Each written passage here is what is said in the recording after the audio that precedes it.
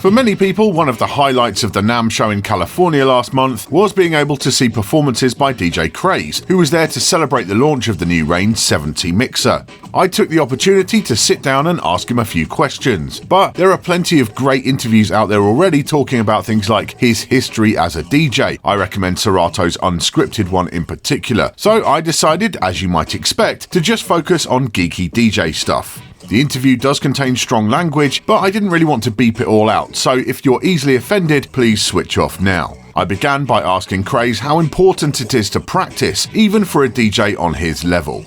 Practice is like, it's key for when you're like doing routines, right? And when you're like, you know, trying to be dope.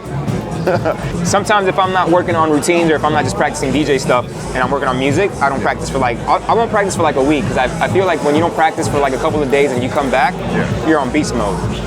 Just because like your brain has rested on that shit. So like even when I'm practicing routines, like I'll practice like 5 times on something and then I'll take a 5-minute break. And when I come back, I know it better, instead of like getting frustrated and stopping and starting over. So yeah, practice is, that shit's key, bro.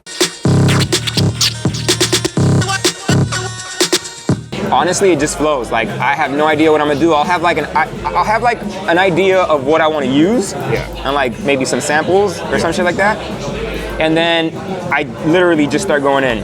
I just start going in, and then I find something that I like, I'm like, ooh. And then I'm just like, all right, what about if I do some crazier shit than that? And I just keep going like that, and then I record myself. Right. And then I move on to something else. Okay, so that, do you record and listen back to your stuff? Yeah. Like a lot? A lot.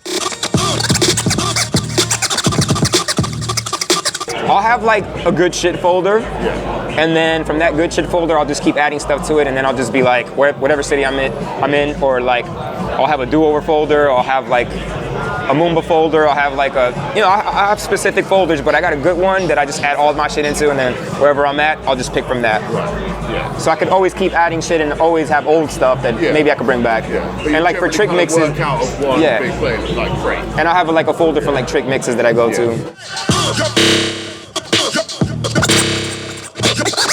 Yeah, I just started editing tracks for my routines, like with New Slaves, right? Like, but before that, it was just like, I'll use a track that was already made and just like, you know, add to it or just whatever.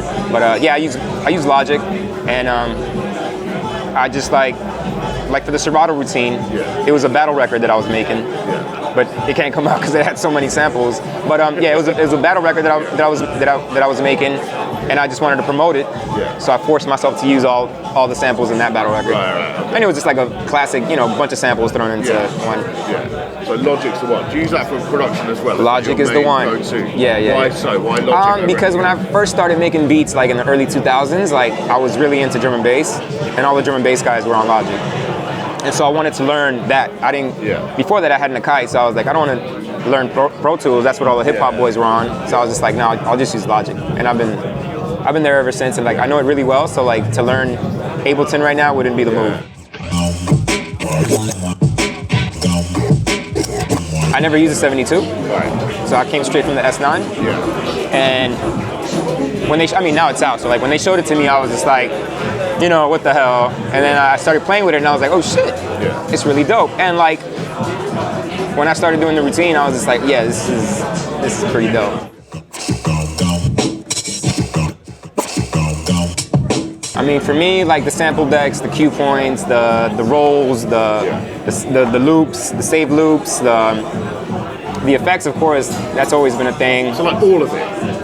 All of it, for right now, all of it, right. For me, it's like, I like using everything. You know what I'm saying? Like, and the more toys, the better. You know what I mean? Like, it's like that sync thing. When sync came out, I was like, oh, I'm gonna use that, regardless of what anybody says, because I'm like, now I could do more things with the other stuff that they have on this mixer. So like,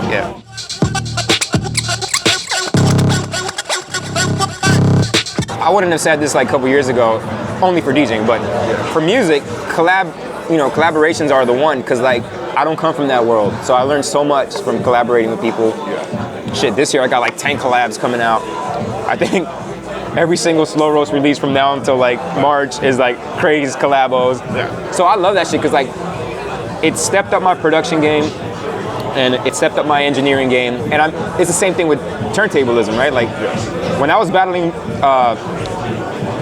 solo, like in 96, 97, I wasn't winning. Yeah. As soon as I got with Infamous, as soon as I got with Develop, started the Allies, I started winning everything. Yeah. Because I was taking what they had and making it my own.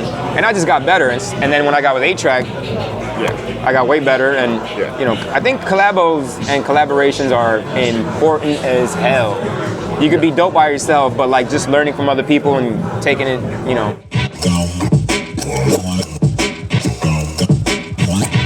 That's exactly why I get better, because I align myself with the best. Yeah. And like when you practice with the best, you're gonna get better. And like when I saw Zach, I was like, he's the best in this other world of DJing that I'm not. So like I want to get with that and like pause. I want to get with his style and pause. I want to learn from him and make it my own. So like yeah, collabos are very important.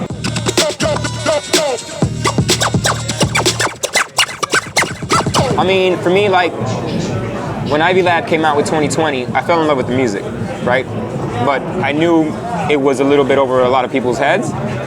But when I did 2020 in London, that shit felt like the first time I was in a drum and bass club, or the first time that I heard dubstep in Australia with Scream. I didn't know what dubstep was, and I was just like, this is incredible. The vibe is like amazing. The stars aligned. When I was in London for that 2020 party that I was spinning at, the stars aligned. I was just like, this feels fresh, this feels new, everybody's here for the music. Like, it was just amazing. So that, in the last couple years, the Beats movement is what's really inspired me. And it, you know, that's what it is. It's like, it makes me feel like, I like new shit, so that shit made me feel like there's a home for something new right here. There's like, there's a new vibe, and I love that shit. So yeah, Beats all day. Craze. The goat. Thank you very much. Word. Peace.